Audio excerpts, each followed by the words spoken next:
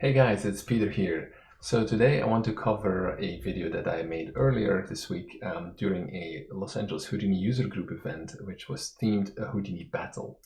Now the goal was for several players to partake in a live stream event where each player would make something, but we did not know what it was going to be beforehand, and we also didn't know the theme. So we found that out on the spot pretty much, and had 45 minutes to make something on the fly. Now I joined it, and it was quite intense. It was a lot of fun, and so I thought I also recorded this stream, so now we can cover this, and I will do a voiceover to sort of explain a little bit what my thinking is whilst I'm actually doing the stuff. So let's dive into it. Let's get started. I'm going to start the video, and we can go from there. So let me shrink this down. And so as you can kind of sort of see here, the topic was a sci-fi plant. Now my webcam unfortunately turns off after a while, but that's when I'll replace it with this video. So let's dive into it.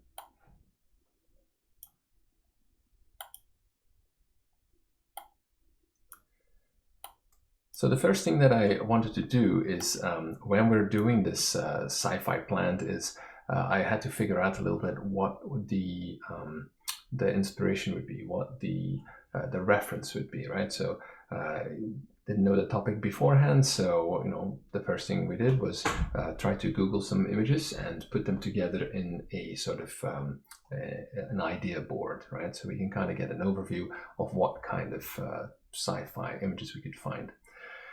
Now, plant, that's going to be the second part, but first sort of the sci-fi component meant I wanted to find certain elements that are typical for sci-fi. So the first one that caught my eye was a sort of robot with these long tentacly kind of legs.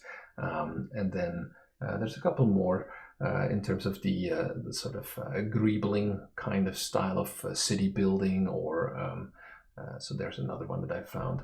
And then I think that's it for sci-fi. And then I went looking for some of the sub-elements as well. So for the plans specifically, I mean, even looking at these plans, they're a bit boring. So it's like, okay, let's spice things up a little bit. So carnivorous plants, that's kind of a possibility. So these Venus traps, these fly trap plants are pretty fun. I mean, they already look a bit alien to begin with. So it's kind of a nice base to start off with. So what I'm doing here is I'm sort of, I was on the time, right? So basically I'm going to use the snip and sketch, I believe, tool from Windows, and then push that into GIMP. And so in GIMP, I can start collaging them together to sort of get an overview. So you can literally copy paste that from snip and sketch and then move that over a little bit to the side so that I can start having a nice idea board. Each of these images is going to go into its own layer so that we have a nice overview. Now from this image, what I specifically liked was all the greebling, all of these wheels in the background, all that sort of, small scale detail that seemed like, cities, or I don't know what it is behind it, but there's something there that I think I want to incorporate into the image. Now, in the meantime, the clock is running, right? So I am aware that I only have a couple of minutes to really assemble these images. Also, I'd love to give credit to all of these images, and I'll try to do that maybe in the comments down below. But at the time, it's like, go, go, go, go, go. You have very little time to do anything. So I found a nice image of one of these Venus traps, and specifically notice the teeth, right? That's, or I mean, maybe they're not teeth, but they look like teeth. And also the color gradients, because that's going to come back later. Now the goal, what I'm looking for here is sort of a nice overview, right? I mean, so this plant, for instance, it shows, okay, multiple fly traps rather than just the one huge plant. And it's kind of nice to sort of think about it, that actually this plant is made up out of multiple heads, or multiple flowers. So it's not just one plant. All right, so we're starting to lay out all of these. So starting to get different kind of components and see how these can kind of play together. I'm starting to form the image in my head as well, what I like. And then maybe one more, or maybe a couple more, in terms of what do I want to do for the sort of sci-fi side a little bit more, so a bit more industrial. So I like the idea of pipes. So I want to maybe replace some parts of the plant with some pipes. So go grab those pipes and add them to our mood board. And then after that, I think the last thing that I'm going to be looking for is some surface details, some texture of some sort. So I'm going to hunt for panels. So let's find some kind of panels. Now, the first thing that come across when you type panels is basically solar panels. So that was a little bit like a bit of a, not a misclick, but that's what you get, right? So I mean, panels, solar panels. So I want different kind of panels. I wanted more metallic kind of panels. So, okay, very quickly add metal to that. And then we're going to get something a little bit more industrial, I suppose. Now, all of these panels are very regular, and I wanted to have something that was maybe a little bit broken up. So I'm trying to find something with textural detail. So that one was a good one. So let's go grab that exterior detail one. There you go. And so again, add it to the mood board. And with that will be enough. That's enough for me to get started. So I want to focus on the plant first and the sci-fi aspect a little bit later. So the plant, I need to get that shape, right? I'm going to need to get that Venus trap plant shape. Specifically, we're going to start with the head. I don't even care about the environment at this moment. I don't care about what it's going to be in terms of the sci-fi aspect of it. But first, I need to figure out the shape and the blocking of my plant. All right, so let's dive inside of the geometry object, and inside there, I'm going to start figuring out how I'm going to build this thing. And so when faced with an empty network, what do, right? You think about it. Like right now, I'm thinking it through. I'm not doing anything. I'm thinking it through in my head, the different steps that I'm going to do. So I'm thinking, how can I make this head of the plant in an efficient way? Am I going to use curves and loft those curves together, skin them together? Yes, that's a good idea, but how am I going to make the curves? So I start with building a sphere, and then I'm going to sort of transform that sphere a few times and make a curve out of that. Only I realize, well, wait a second, there's a faster way of doing that. And the faster way of doing that, we'll see in a moment, is going to be by using a circle and then using a half circle. So sometimes it's fine to get started just because, it gets your ideas going. And then as you're working on it, you're like realizing, oh, actually, this is a better way of doing it. Like I'm realizing right now in the video, yep, this is a better way of doing it. I can do it through a circle, a semicircle, and then we can sort of work that way instead. So I don't need to carve actually, because there is an option, and I remember there is an option, but not on primitive. You have to turn your circle to a curve, and then we can reduce it. Now we have to open the archetype so that it's not a closed circle, otherwise it doesn't work. All right, so opening the arc allows us to basically get a subsection of the circle. Now, the next thing that I want to do is make smaller circles so that I can turn this into like a cylinder cap, right? So we can have some subsections. Now notice that as I'm going to be scaling this down, I want to figure out, okay, how far should I scale this down? And then how many segments should I have? Because eventually we're going to merge these curves together and then skin them. So, all right, 0.5 or 0.1, it's pretty good. I need one more. So one of the other things that I can do is, I was thinking to use, for a moment there, to use a copy sub and do it procedurally. But the thing is, again, I'm under time, and a copy sub means I need to write some expressions, the current copy number over the final copy number. So I'm trying to basically not do that, right? And so, but now I'm realizing I need more segments. So this is where the copy sub would have been handy, but at the same time, it's not 100% necessary. So we're converting our circle into a polygon object, and then I'm going to resample. So I've got a nice even sections. And then from there, we can do a poly extrude in a moment. But I also realized I need more sections. So I'm going to expand this. Now notice when I do this sort of drag and drop, what's happening here is an alt copy. So I'm holding down alt when I drag out a node, and that very quickly copies the node to the next location. Alrighty, so now we are having a few more segments. The scales are kind of nicely aligned between 0 and 1. So we get a nice sort of semicircle patch, and then we can poly extrude it because it's all polygons now. So once we poly extrude and we have a decent amount of detail, I can output the back of the poly extrude. So it's a nice closed geometry, nice closed surface. That's important because I want to do smoothing and subdivides and things like that. So we've subdivided the surface, and the next trick that I do is one of my favorites. This is a magnet SOP deformation driven by a metaball. So the metaball is going to define the influence region, that is basically the mask, right, the deformation mask. And the magnet itself is going to specify the deformation. So what are we doing with it? In this case, I'm just going to offset it a little bit in the y-axis. So it's going to be bulging upwards a little bit. And this is going to become the top portion of my head of the Venus plant. Now the mountain is there to sort of create a little bit of offset, a little bit of variation, so it's not 100% clean and not 100% smooth, because otherwise it looks extremely mechanical. So all right, I'm starting to get a little bit of variation there. Later on we can detail this some more, but again, remember, first we're going to block out the shapes, and then we can kind of add details later. So that's a nice way of working in Houdini, where you block out the shape first. So now I'm going to start thinking about the bottom side of the head.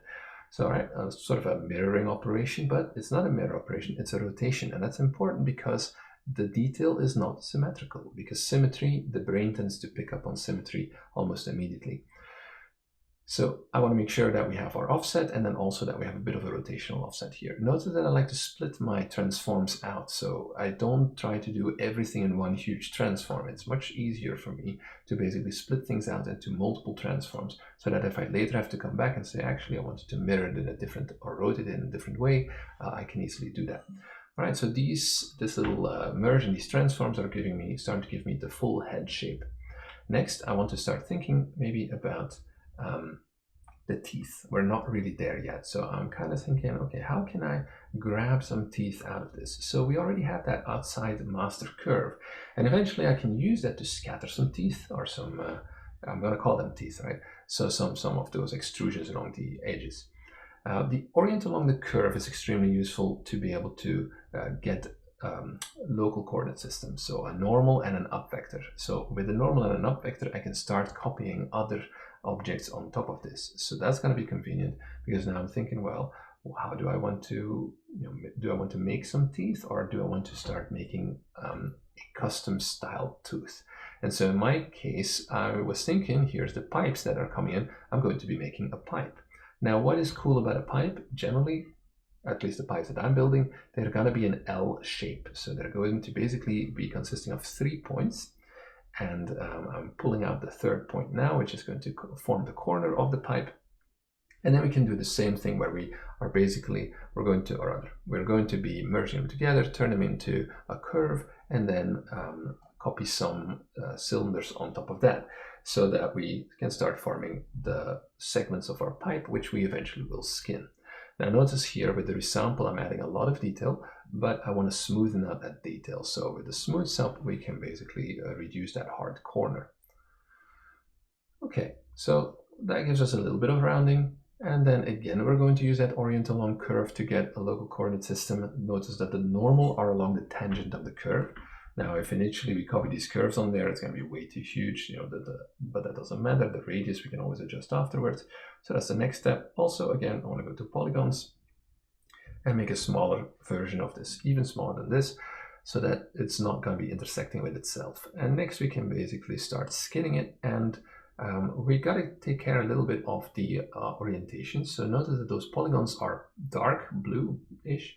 So we need a reverse to flip the winding of the normals, and so now it's actually in the correct orientation, so that the polygons are pointing outside. Lastly, fill the edges with a polyfill so that we can cap those edges. So that's going to be my basic shape of my pipe. So we can copy that pipe onto the edge of the master curve, right, for the head, and the only thing is that I've got a little bit too much detail, but we can already check it and use that orient along curve, and with the resample I can reduce the amount of points. So currently it is uniform, and eventually if I were to do this with a little bit more adjustment time, I would probably break up the point count a little bit more, so that it's not quite a uniform sample every so often. So then the next thing that I wanted to do is trying to figure out the orientations, right? So here, as I said, the normals are along the tangent and the up vectors are the bitangent. So I'm going to change the order of operations so that my up axis and my normal are basically kept. And then I'm trying to figure out right now, how can I reorient this? Do I need to do some additional rotation motion or not? I decide I don't know that tool well enough, so I'm basically going to use the cross product instead inside of an attribute VOB. So I'm trying to figure out the tool, but I'm not quite 100% sure. This was a tool I believe was added in Houdini 18, so a bit new. But no worries, in the attribute VOB I can basically build my my actual normal that I want. Now initially I'm thinking that this pipe needs to stick outwards, kind of like fingers on a hand, right? But that's not really what actually eventually needs to happen. It's more like, you know, the teeth in your mouth. So even what I'm trying to do here, we'll see in a moment, we're doing the cross product between the up vector and the normal. And then out of that, we're going to get our sort of new normal. So I'm going to use the incoming normal and override the outgoing normal. So here, if we reverse with Shift R, I'm going to reverse the inputs, and that changes the direction of the cross product. So that changes the direction of the output normal, which changes the orientation. Now with the attribute randomize, I can do a couple of things. I can randomize the normal first of all, right? And so using the direction or orientation, and then these normals are pretty extreme. So I'm going to use an attribute VOB to basically merge between my clean normals and my noisy normals. And we can do that in a cheap way by using a mix operation. Now that's not a true spherical linear interpolation between two normals. It is basically kind of linearly interpolating the values. It's not a clean way of doing it, but it does work and it's very fast, right? So we can normalize the result and we'll still get a normalized factor out of that. And then afterwards with the bias, we can control the amount of noise now from the second input that we're using. So there you go, you know, clean versus not. So I want it slightly bit off, but then I realized, oh, actually, I don't really need to have all of that, you know, that finger style sticking out. So I'm thinking, oh, should I be rotating my normals? And I'm looking at my curve and I'm seeing, oh, there's the up vector. I actually can just use the up vector instead of the cross product of the up and the normal. So we're plugging that into the normal directly. All right, everything else, the attribute randomize and everything works still. So now I actually have the teeth instead of sort of fingers that are sticking out. So that's more what I'm after. All right, so next up, I'm going to start randomizing the scale. So with a p-scale attribute, we can say, okay, randomize it. Now, p-scale going between 0 and 1 is not a good idea. The dimensions here are still set to 3. That's a mistake. That should be set to 1. But, you know, it'll still work. It's okay. So notice that my p-scale goes from 0.5 to 1. I don't like having p-scale values that go to 0 because you won't see it anyway. The next step here that I'm doing is I'm going to ray that outside curve with closest surface. So we need to offset the original, the starting object a little bit, and then we're going to project those rays with minimum distance so that they are going to sort of stick to the surface. So everything updates nicely, feeds through the network, but now I'm kind of realizing as well, okay, these teeth are too big. I gotta adjust them a little bit. So the way that I do that generally is in my mind, I go half the size, is it big enough or not, and then go half in between again. So you see me go 1, 0.2, and then 0.6. That's sort of the scale that was happening. All right, so now we're merging everything together to start to see, okay, how is this head looking? And since we already have this sort of mirroring kind of portion of the network, right, the bottom side, all I need to do is hook that up with the mirroring section. All right, cool. So I'm starting to get some teeth. I mean, sure, it's sticking through the geometry. I don't really care. We can adjust this a little bit later as needed. And then I will eventually need to, let's see what else. We're going to start thinking eventually about building the stem as well, so the rest of it. Also, I'm noticing that the tube is kind of sticking out at the source, at the root of the tube. So what I'm going to do is I'm going to just modify it ever so slightly, that point in -z. So the alignment over here, right, so -z, there it goes. The alignment over here, meaning that the teeth will stick deeper into the mesh, right? So they're sticking, they're not sitting on the surface, but they're sticking deeper inside of that mesh. Because everything that is copied is generally copied from an alignment against the z-axis. Alrighty, so now I'm going to start building the stem of the plant, so the sort of, you know, the branch, right? So I'm thinking, should I be using a line? Should I be using maybe some other things? But then I'm like, well, I already have an L-shaped portion. So instead of, I'm basically going to be reusing my pipes And I'm thinking, okay, well, how much of this pipe stuff do I need? Instead of using a line, I don't really need spheres and draw that. I can just use the points that I've already drawn. So here, this little L-shaped piece is actually going to become my branch, my stem of the plant. All right, so I need a bigger stem, so we're going to rotate it and we're going to make it a lot bigger. All right, but so again, we're on the clock, right? So I'm using anything that I can to reuse portions of my network if I don't have to do it, because ultimately I do want this kind of shape. The only problem is the resample is like very small, so I'm going to adjust that. And then the smoothing as well is it's not strong enough. And this is a problem, right? The smooth cannot do that. So the delta mush is like the smooth big brother, and that can really sort of smoothen your geometry, right? So we could pin in the border points, but I don't really care. This is fine. We're going to resample afterwards anyway, and again, some of that bit is going to stick in the ground. So again, we don't really care. The next step is going to be to start detailing this stem, right? So again, I still need to reverse it, and I also need to give it some thickness. So we're going to need to play with the width of that stem a little bit. I want to see them together eventually as well. I'm remembering, what is it again? This the theme sci-fi, right? I forgot, like, it's short-term memory, so let's watch it. So now I'm thinking, okay, how can I make these stems? And I'm kind of seeing the panels, right? So I'm kind of starting to think about panels. That's kind of why I looked at my reference board again. So, all right, found the stem again, and the network is starting to get a little bit bigger. That tends to happen. Eventually, hopefully, we clean it up, but not in 45 minutes. So we're basically building now the sort of the diameter and the cross section of this, this stem. So I'm already fattening it up. Next, I'm going to figure out a way we're first going to scatter some panels. All right, let's do that. So here I can copy these panels to a bunch of points. Now I don't like the uniform look of these scatters, so I'm going to definitely turn off the relaxing of the iterations.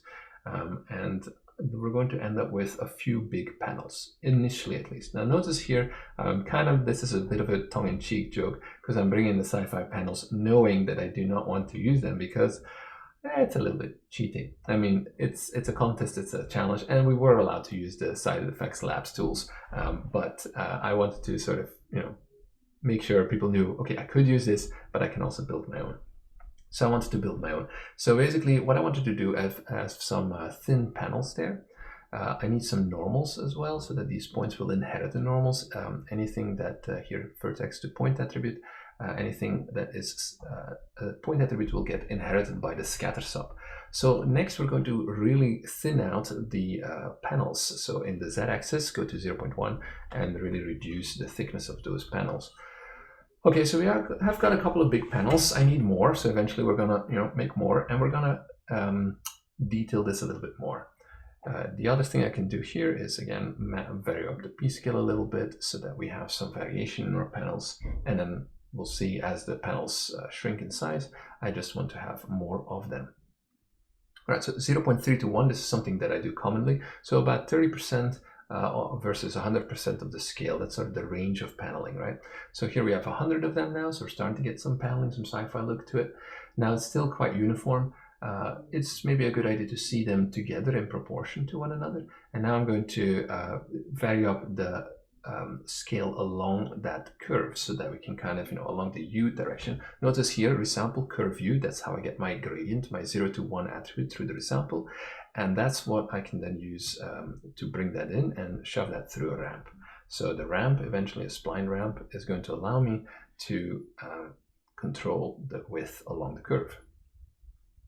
Well, I mean, when I say width along the curve, it's really the p-scale along the curve. So I need to export this in the p-scale. Another thing that I like doing here with the p-scale, because we're going to be overwriting this, is I want to modify it with a global multiplier. So simply plug in make a promote parameter for it, and that's going to be my global multiplier for my scale. So that will affect my p-scale together with my ramp. So that in my ramp, I can keep my values clean between 0 and 1, normalized. Here we're going to go and default the ramp so that it's kind of, initialized. I'm trying to sort of visualize a little bit, what is this going to look like? And I'm realizing I just need to look at the skin instead of trying to copy anything. So here, this is enough to sort of visualize what my you know, true cut section is going to look like, and so what my diameter looks like. So okay, up, down, up, down, up, down. This is enough to create some variation, some undulation. We could layer some more mountain noise, but remember, we're paneling at this anyway, so there's a bunch of panels that go on top of this. So then I'm thinking I actually want more detail. So I want to do this entire thing again, but this time, or let's see. Actually, no, first we're going to combine it. So this is another trick. So this is kind of nice to sort of, what I want is the last point number 29 over here. Now it's easy to get the first point, that's point number 0, but the last point we're going to need to get using a group range. Now here with the group range, this is sort of, where is this, what I'm going to do here is, I'm going to set my end to -1. Where does that come from? That comes from Python array thinking, whereby you take a -1 value and count from the end. Unfortunately, that's a mistake. Here, under the end value should actually be simply 1. It would probably be a good idea for this tool they actually end up locking that value so that you can't go negative, because it doesn't really make sense to go negative, I think. So anyway, eventually I do figure it out that it needs to go 1. I'm looking in the viewport as well, figuring out why is this not working, right? And then I'm slowly moving through it. I'm seeing, okay, it does work, and then do the inversion of the range. And now I have my final point, and it's basically being stored in a point group named end. Now with the blast operator, we can grab that group and simply shove that inside of the group field and set it to points so that we are left with just that point. Now notice that that point, right, also has the normals on it. So it has a local coordinate system, and that local coordinate system will allow me to copy the head of my plant to the end of my branch. So that if I update my branch, the head will just come along for the ride. So there's my copy to points, and the template point goes into it, and it'll jump to somewhere in space. Now we need to see that together, so I'm going to need to merge that with my stem. So let's merge them together, the head basically together with the stem of the geometry. And so we'll see that the head is way too small. So I'm going to scale up the head, right, so that everything is in proportion. And we can also place it a little bit at this point. Now, if I were to do this proper later for animation, this would be a good moment to turn the entire head into a packed object, because it hasn't really got anything to do with the stem. That also would allow us, probably I would do 2 packs, one for the top, one for the bottom, so that we could make the plant open and close, later on animate the thing. But that would definitely normally become a packed object. Right now, I don't care about animation or packing. The contest was about modeling, so I'm basically just going as fast as I can. So I don't really care about data optimization as much. You'll see that even more when I really start scattering, and all of these, again, all these little panels, they could be packed objects as well. All right, so I realized I want more details, so I'm going to basically do the same thing again, but instead of scattering on the base, I'm going to scatter on the existing panels, and I'm going to have a lot more panels, and a lot smaller panels too. So we're starting from a scale of 0.5, well, we're going to go down to a much smaller scale. Now, in order to do that, I want to recompute the normals of the incoming panels. So let's watch the scatter. There go the normals, right? So we've got new normals that should get inherited by the scatter, right? I'm checking whilst I'm doing this. We're going to get a lot more little panels now, so 2000. And then the scale here, the global scale, will need to go down a lot as well. So there we go. The global scale goes from 0.5 to 0.2. So now we have a lot of these small panels. So this is really starting to be the next layer, or in frequency of detail, right? So we have the big panels and we have the small panels. So I'm going to merge them together. I'm going to have some big panels and some small panels together.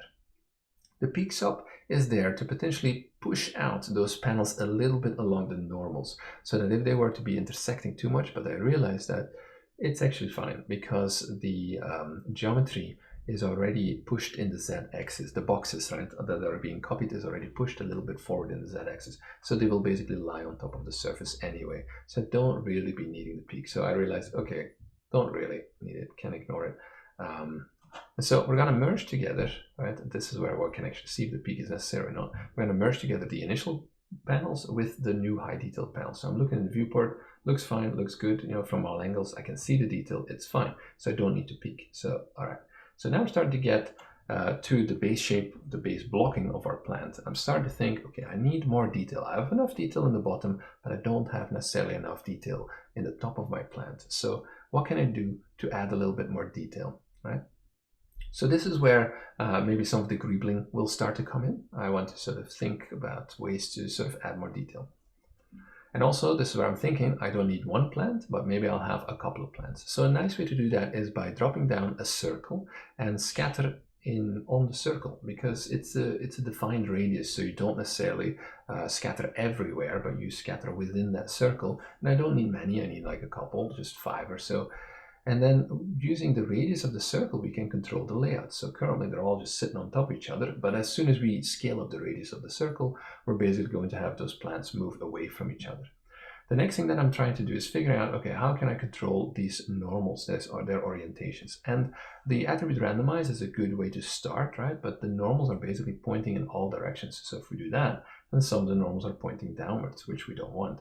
So with an attribute VOP, I can use the normal and take out the Y component. So then we're left with just the X and Z component, which is basically two-dimensional.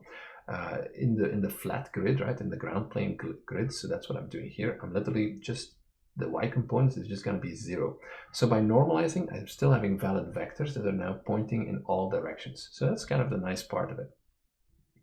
Then we're doing the same with the p-scale, right? So again, that p-scale trick where I've got some 0.3. Notice that here I am setting the dimensions to 1, so that it is a floating attribute rather than a vector. It shouldn't really be a vector. It should just be a single float.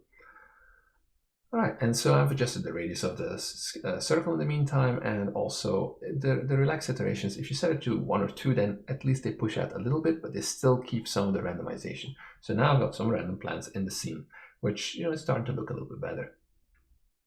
If I make the circle sort of smaller, the stems would be closer together, and I could try to do and point the normals away from the center as well. I'm trying over here to break up those normals a little bit more, but there's actually a little mistake that crawls into this, and this is I'm using the X component, and I was meant to be using the Y component. Now it's a happy accident in the sense that it actually does end up working, but not really the way that I meant it to work. But still, it's doing it. It's breaking up the normal a bit. So again, I didn't catch that during the stream, but yeah, that's a little accident that's not snuck in. All right, so next I'm trying to think, okay, what can I do to add more detail to this, right? So I basically already have my teeth, I have arrived at detail. So I am going to try to run some wires or some tentacles over the surface of this head, because this head is pretty low polygon, right? I mean, it's a base shape, but it would be nice to detail this a little bit more. So this is a pretty cool, pretty fun technique. I'm trying to think first, you know, what do I want to do, right? So I'm going sci-fi classic, thinking that I need more reference, but actually I have the reference that I need. In the first image that I downloaded, I already had that reference. So in a moment, I'll just close the browser down. I'm realizing I'm wasting time, right? The clock is ticking. I'm not seeing what I want to be seeing. I'm looking for something to do with wires. So I'm looking at my first one. It has cool wires coming off of the head of that robot. So I want some wires that are kind of creeping over the surface. Now, creeping over the surface, we're eventually going to use a creep sub. Now, creep sub requires NURBS geometry. So I'm going to drop down a sphere, and we're going to do some sphere fitting. So I'm going to fit that sphere. Anytime this Discord channel comes up, by the way, I'm looking at the time, right? So we're about 30 minutes in. I've got about 15 minutes left. So it's going to be a NURBS sphere, and I'm going to do a ray projection of that NURBS sphere onto the head. And we're going to use the minimum distance again, so that it sort of is fitting the head. Now, the next thing I want to do is I'm going to use that creep sub, and we're going to creep some lines over the surface of that NURBS sphere. And the cool thing about the creep sub is that it works in 2D, which is what most people are used to, but also works a little bit in 3D, where it pushes the curves eventually off the surface. We'll see that in a moment. In the meantime, I'm duplicating the lines in the XY space. Now, this is a very special space in the sense that this is going to be interpreted by the creep sub as if it is UV space. Now, I might need a little bit more detail in order to sort of, make these curves bend across the surface. And so the creep sub indeed is going to wrap these points around the surface. So very easy, very quick. So next I want to either start detailing, and here this is it, right? Translate Z, this is where I push them off the surface. So this is quite a nice little trick as well that you can do just to sort of make the curves not sit directly intersecting with the surface, but on the surface. All right, so next I want to start adding more detail. So we can do that by either adding a lot of small high frequency detail first, but I'm realizing actually I'm going to keep the highest detail for later. I first want to do lower amount of detail and a point jitter. So the point jitter will give me the first layer of frequency of my noise. All right, so that's going to this is way too strong. But as we reduce the amplitude of this, we have our first layer of noise. So next we're going to do the resample again, but this time with more detail, and we're going to add a little bit of noise to it. All right, so more detail, so 50 points or so. And then let's add some turbulent noise. So turbulent noise, typical, just a displacement with turbulent noise that is added to the P position, to the P attribute. That's going to break up all of this. Notice that I'm actually, throughout all of this, not using any wrangles, because for me, typing all of this out is, I'm losing time. So for longer, complex simulation kind of stuff, I would use wrangles, but for short stuff, here, view vex options, create input parameters is so fast. I cannot type at that speed, nor can I make all of these attributes and not make any typos, right? That would make errors.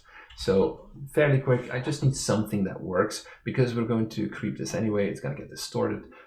Now these don't look so good yet, so I'm going to convert them into NURBS curves temporarily, and then we're going to go back to polygons. So the NURBS curves will sort of smoothen out the detail and make it look a little bit more organic.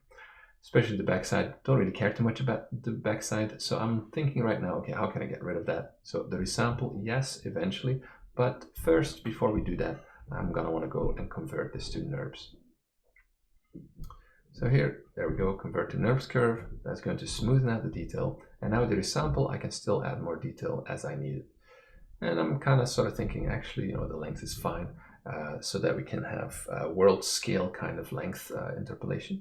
I need more space, the network is growing, right? So I'm trying to give myself some space to work. All right, so now I need to turn these curves into actual volumes, right? So, or not as in Houdini volumes, but they need thickness. So the same thing, I'm kind of looking where can I steal portions of my network, right? So how much do I need? I definitely want that oriental long curve and the skinning portion, the polyfill potentially.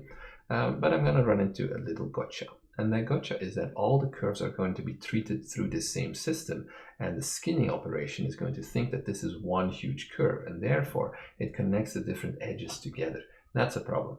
Now the easiest solution to that is simply run that for each primitive. Now remember, we can do that instead, because we're dealing with NURBS objects, right? So each of these, so in a moment you're going to see me check that this actually will work. I think it will work already in my mind, because I'm checking it out now. So indeed, now it's clean. We have individual thickness or extruded curves. And the reason why that works is because I'm dealing with NURBS, right? So NURBS is not like, it's not going to count all of the individual primitives. Instead, it is going to be one primitive for an entire curve. All right, in the meantime, I'm going to update the head with this new detail added in there. Occasionally, it's nice to sort of put in a null, because it'll make it easier to reconnect all of these branches so that I don't have to keep doing this every time for both the inputs, the first input of the merge and the second of the transform. All right, so it's starting to get a little bit more detail now, so that's cool, right? I mean, the head and it doesn't really look so symmetrical. It looks kind of random, which is good, even though the top and the bottom are exactly the same. Just rotate it.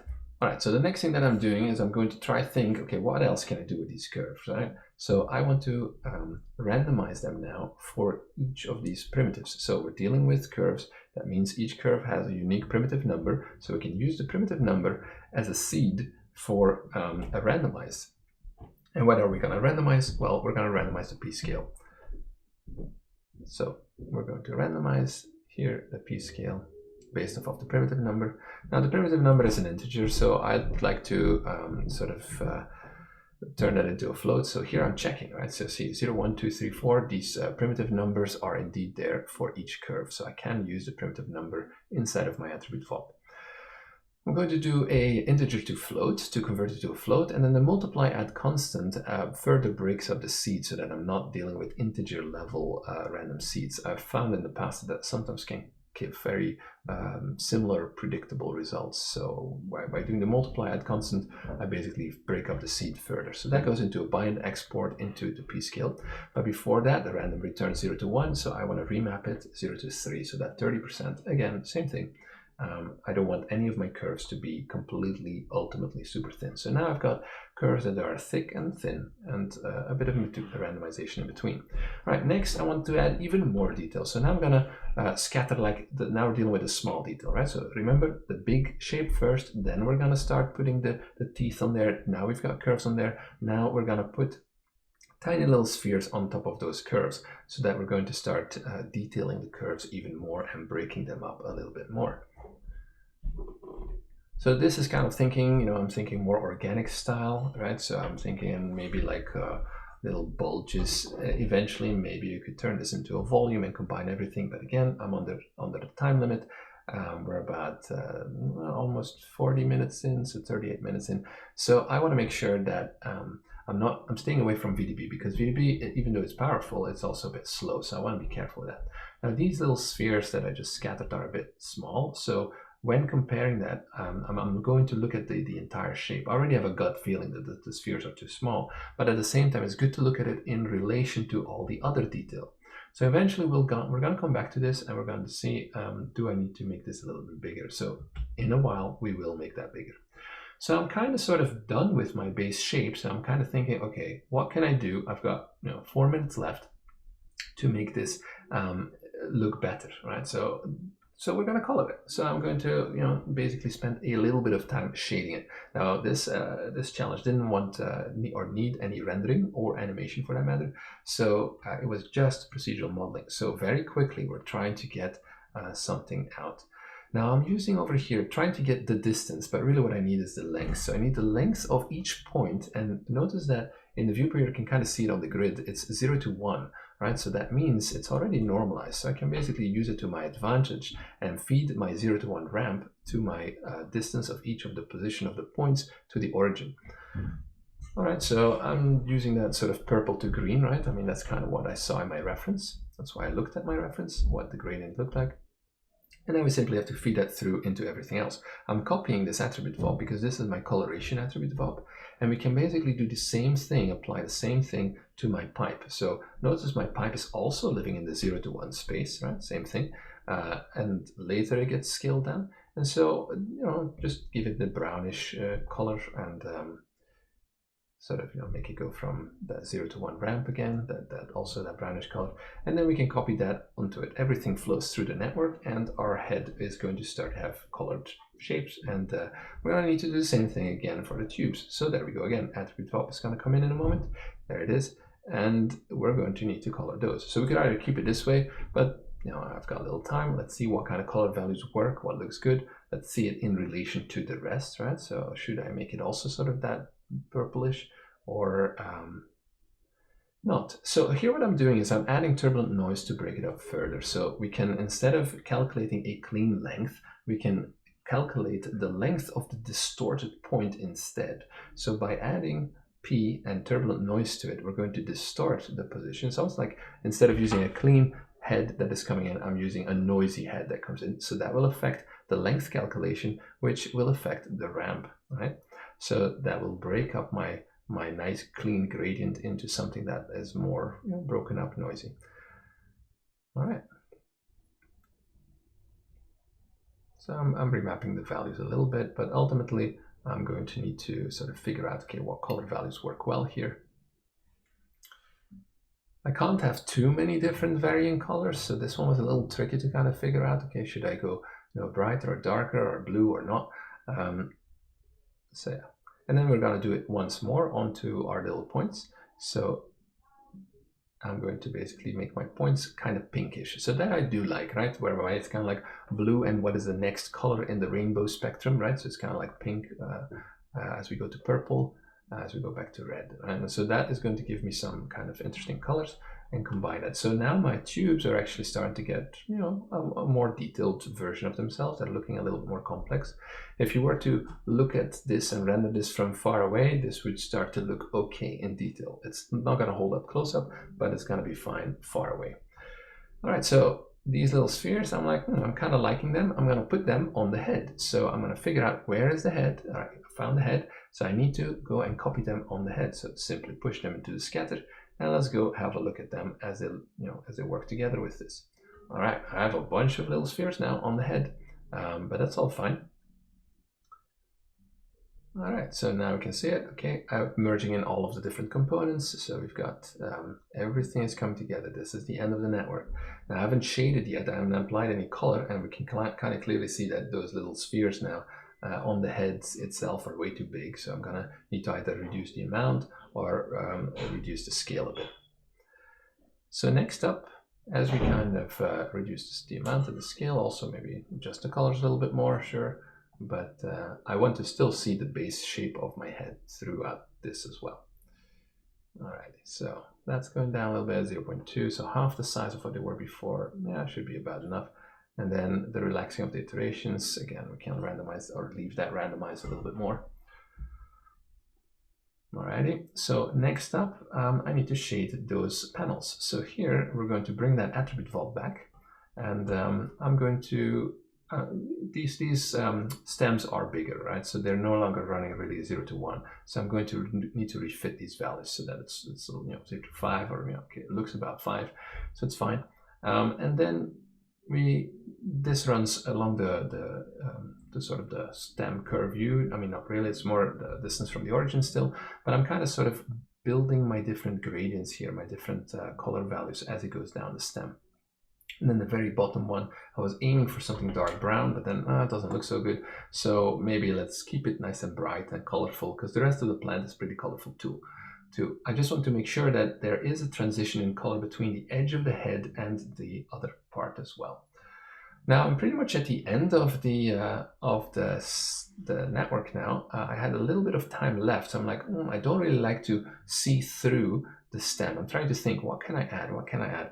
So I want to make sure that there is no holes that I see through. So next I'm going to basically branch off from the stem, and we're going to do that again, whereby I'm going to try to just basically build a blocker geometry object. So I'm grabbing everything, and we can literally just modify the global scale on that attribute VOP, and that is going to reduce the scale of all of those circles, which will give me an inner core to my stem. So there's my global mold that I built, right? And there we go. So it's a little bit smaller, that's fine. And then we can do the skinning and the reverse and the normal. I still want all of that, that's all useful. So again, Alt drag, right, to get all those nodes copied all in one go. And then we're gonna merge that together. But I run into a small little issue, I suppose, and that has to do with normals, right? So basically, I have some normals on the one side and not on the other side. So I need normals, and I'm kind of realizing like, oof, we're gonna need to fix that. Also, the coloration, just copy that along so that I have the same colors.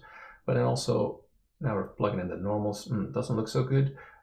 Might need to change it from either points to vertices. I'm looking at the attributes right now to see is the data on the vertices or is it on the points. Here it's on the points, at the other side it might be on the vertices. So we just need to be on the same attribute data type, so both on normals is fine. But then obviously when I plug that in on the other side, right, and the other side doesn't have normals, well then now my head is going to be dark. So that might be a problem there. So I'm kind of thinking, let's see. So I'm currently I'm starting to slow down. I think the end of the contest is basically called. So I'm like, okay, I can't fix this in time. I have to stop working. So I'm ignoring the blocker, and we're going to the final frame, the final image. And so that's basically the result of 45 minutes speed modeling this plant. So it was very fun. Yeah. I highly recommend that we do this again sometime. I think it was with the Los Angeles Houdini User Group, but there's no reason why we can't do this as a global event.